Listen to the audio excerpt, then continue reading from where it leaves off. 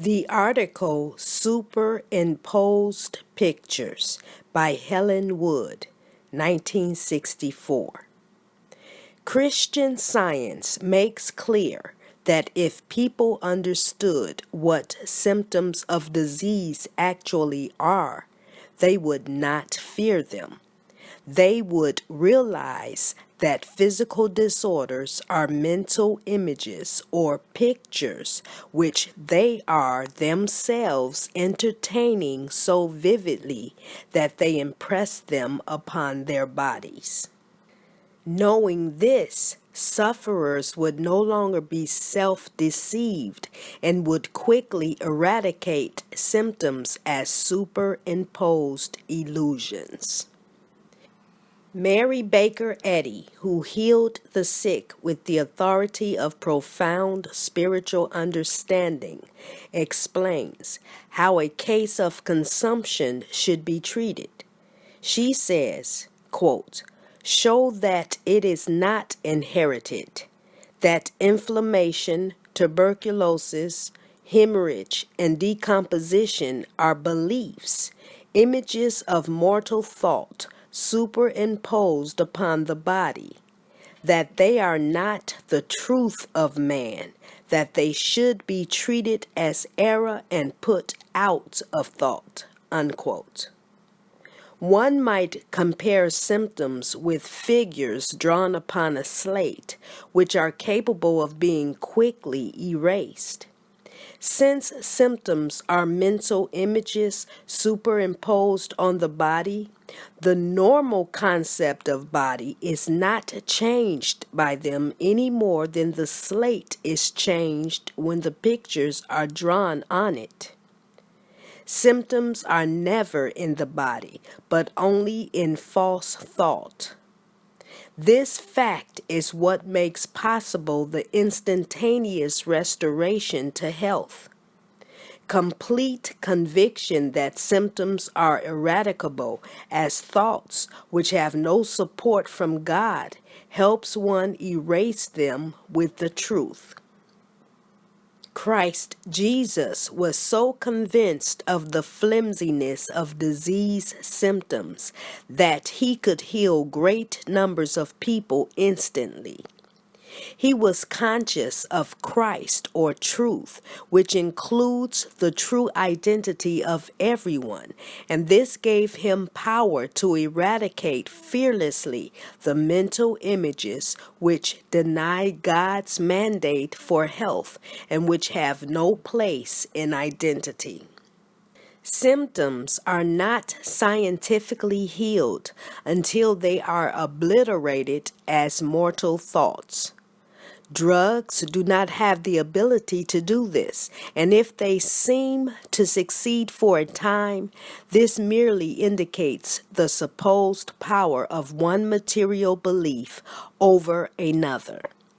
When symptoms are removed by Christ, truth, the patient's state of mind is more spiritual than before, and he is less likely to entertain thoughts of sickness again. Jesus said, quote, "The tree is known by its fruit," unquote. And Christian Science explains that symptoms are the fruit of undestroyed material beliefs. Mrs. Eddy says, quote, "It is much easier for people to believe that the body affects mind than that the body is an expression of mind and reflects harmony or discord according to the thought," unquote. If symptoms recur, this is because the mental picture of them still persists in thought. A greater effort is then required to establish the understanding that God is the only mind and that there is no mortal mind to evolve evil mental images that threaten destruction. One should never feel helpless before symptoms of disease because one can always correct one's thinking. If symptoms had tenacity of themselves, one might have reason for dismay. But tenacity is never in the symptoms. It is in the mental state of the patient. It is evidence of undestroyed materialism, which believes in the existence of physical senses that are capable of expressing in harmony. Spiritualization comes when one realizes that the material senses, which cognize only matter and are completely apart from God, are not one's own. They are wholly unconscious of all that is eternal or moral or spiritual.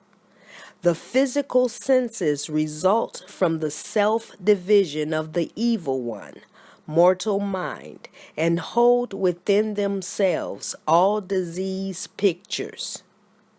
Then, to gain victory over symptoms, one must carry out the fundamental metaphysical work which prayerfully rejects the belief that the five senses are legitimate elements of manhood.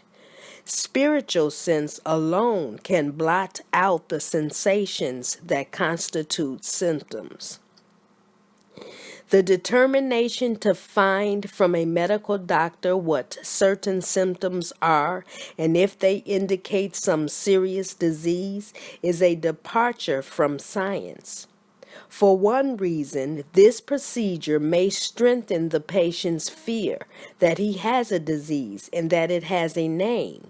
It is virtually inviting a confirmation of the fear.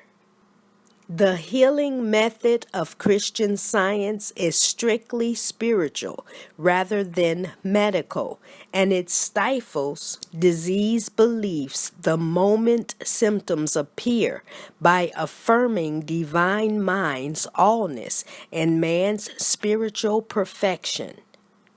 The more mature the scientist is in his understanding of spiritual healing, the less likely he is to think of disease in terms of physical symptoms. Knowing that discordant physical conditions are false mental states or states of false mentality, he clings to the real consciousness that is his true self and directs his efforts toward purifying his thought of fear or sin or the mental cause of the trouble.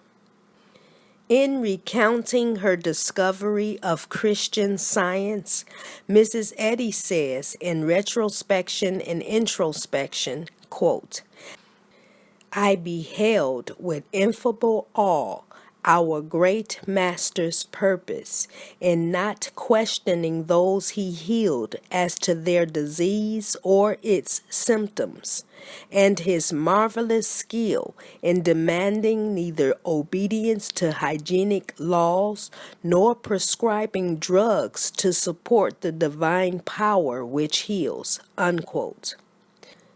We follow our way shower when we realize that the knowledge of man's Christliness, not of material symptoms, is what is required in order that we may erase mental pictures which error claims to superimpose upon the body. We follow our way shower when we realize that the knowledge of man's Christliness, not of material symptoms, is what is required in order that we may erase mental pictures which error claims to superimpose upon the body. Stated in another way, we may erase mental pictures when we realize that the knowledge of man's Christliness, not of material symptoms, is what is required.